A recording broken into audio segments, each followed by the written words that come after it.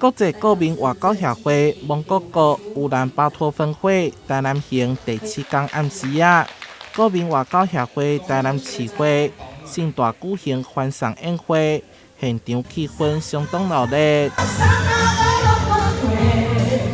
蒙古乌兰巴托分会甲台南市会有着21档的交情，这摆因为台南400几人前来台湾参访，除了拜会市长王伟体，嘛伫市区坐双层巴士观光旅游，感受文化古典的魅力。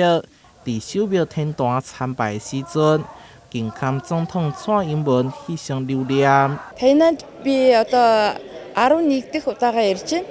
Тэгээд сэтгэл бол маш өндөр байна. Яагаад гэх юм бол бид нар одоо өөрсдийн эгч дүүгийн одоо харилцаатай ийм сайхан дотны анд нөхд дээрээ айлчилж байна. Мөн танил дотн олсон Тайнан хот Тайваны амттай сайхан хоол энэ бүгдийг бид нар одоо энэ хугацаанд мэдэрч одоо маш өндөр сэтгэлтэй буцах гэж байна。途中我们在行经各地方的时候，我们也有跟乌兰巴托介绍了台南当地的一些特色跟一些名产。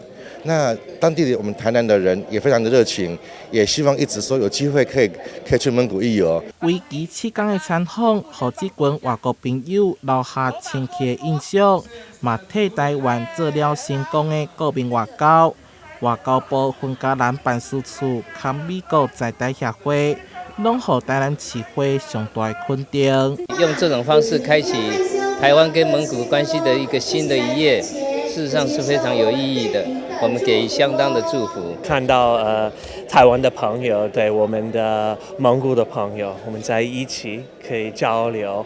我也知道 PTPI 也经常邀请很多的外国的朋友来参加，所以我AIT 很期待未来可以经常参加PTPI 的活动。不过伫参访第2天的时阵，有发生意外，就是有姊妹会会员因为心肌梗塞过身，伊所载来画作由会员全部认买，共有100价值3000块美金的画作，送予外交协会台南市会做纪念。